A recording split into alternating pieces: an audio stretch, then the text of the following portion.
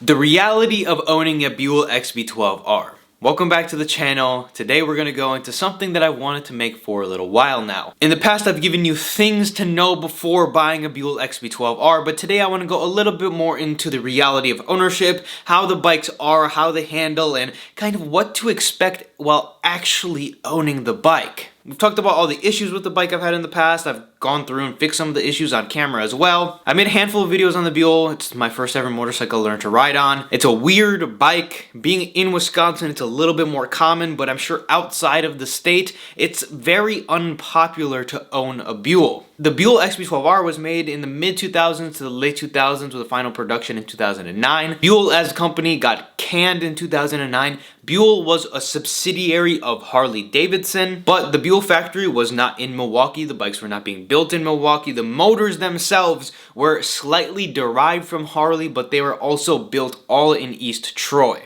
East Troy is like an hour west of Milwaukee, for those wondering. The Buell plant and the Harley plant were pretty separate from each other. Unfortunately, with most of the bikes that Eric Buell produced at the time, they had Harley V-twins in them. Even the one bike that they sourced the Rotax motor for had a V-twin. Harley does V-twins. They make one thing and they do only that. Now, if you're looking to get one of these bikes, the reality of actually finding it is going to be that most of them have not been taken care of. Not only are these things an absolute bargain as far as the power aspect and what they actually are, they unfortunately got into the hands of owners that primarily didn't know what they were doing with them. Well, when a bike gets cheap like that, teenagers and early 20-year-olds like myself right now tend to get their hands on them, and most people don't know how to take care of a bike properly. It's not uncommon to see a Buell that has absolutely been destroyed, been painted, cracked, dropped, and just in like the worst condition ever. I've shopped around occasionally for XB12Rs just to kind of see what they're going for, kind of see what's on the market, and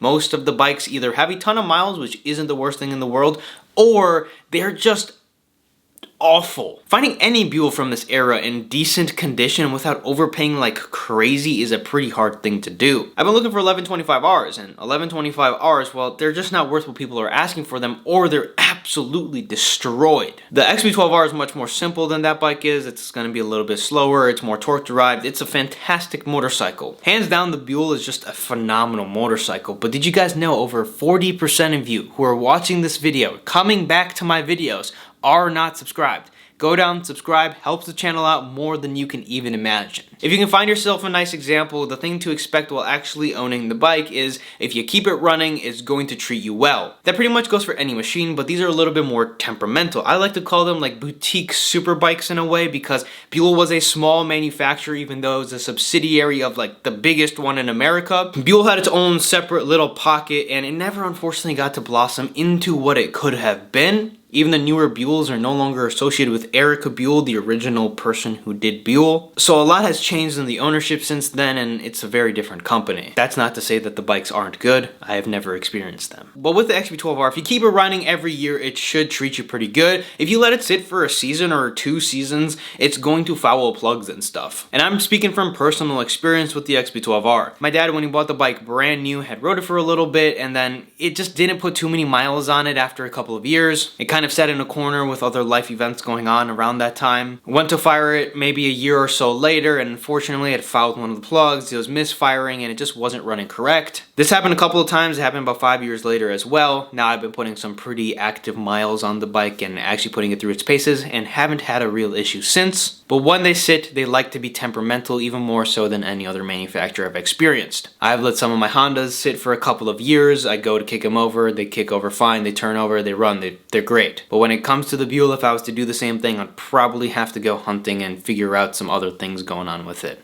They tend to have a little bit of gremlins in them. Electrical gremlins can also be a thing. I have experienced some of those electrical gremlins, and I think a big thing comes down to how much the bike actually shakes. It literally shakes the negative terminal, the negative grounding, loose. We corrected that issue last year. Haven't had a problem with the motorcycle since. The bikes shake a ton. It's a 1200 air-cooled V-twin.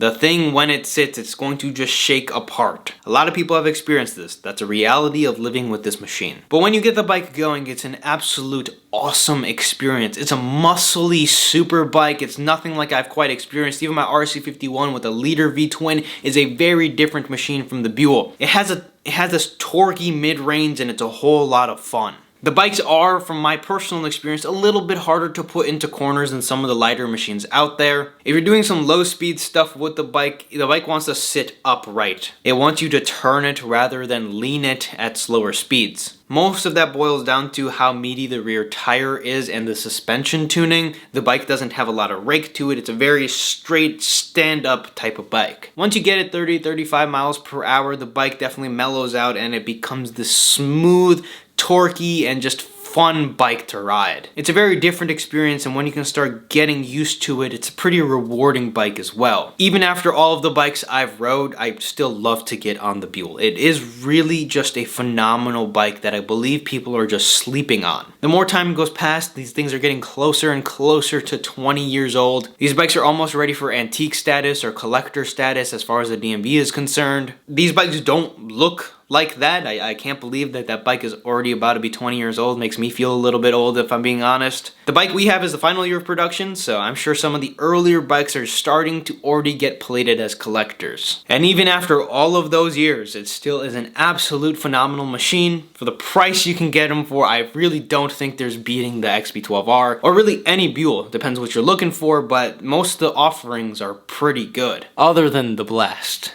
We don't really talk about that one though. If you maintain it properly and you keep it running, these bikes will treat you phenomenal. I've seen these bikes with some higher miles. I'm talking about 55, maybe even 60,000 miles on these motorcycles. The worst thing you can do for any bike is park it. But especially these bikes, I cannot stress that enough. This bike is temperamental, and it will be temperamental when you try to get it running again. These things will shake the indicators loose. These things will shake some nuts and bolts loose. There's been plenty of people who have experienced electrical gremlins and the bike shaking things loose. Other than that, they're not really that hard to maintain. Even though Eric Buell was trying to go racing, make race bikes, these bikes are still very civilized, and they're still a lot of fun to have on the streets. There's been multiple weeks where I would just daily ride the Buell. I go take it to work, I go take it to literally anywhere I needed to go, bring it back home. It does get a little hot. That's about it. It's an air-cooled 1200cc V-twin. You will feel yourself getting quite hot on the bike, especially since I have a black one. Yeah, my thighs roast in the summertime. I've taken it to the racetrack a few times to go watch some superbike races and stuff, and when I'm just kind of standing in traffic trying to get through, the fans will kick on and stuff, but you will just be baking. With the 1125, I think it fixed the heating issues with the bike. With an air-cooled bike, it's just something you're going to get, but other than any other bike I've experienced, maybe second to the RC51. RC51 is liquid cooled, but the fans don't kick on till like it's overheated. So maybe second to that bike, the Buell is probably one of the hottest things that you can ride. And I mean like literally and figuratively, because the bike not only looks phenomenal, it's going to scorch your thighs. Other than it just being a little quirky with some of the things going on because it was a small manufacturer, I think you can put up and fix most of them yourself. It's not like an Aprilia or something Italian that it's just going to be constantly breaking because Italian bikes just like to do that. But there's going to be some weird things, and you gotta expect some weird things when you're stepping onto a bike made from any small manufacturer. You know, as far as what it actually feels like to ride, I have some other videos. If you want to know more specifics, model years, issues, and more details, I'll leave a couple videos down in the description down below, and make sure to check those out. As always, if you have enjoyed the video, make sure to like, subscribe, and I'll see you guys in the next one.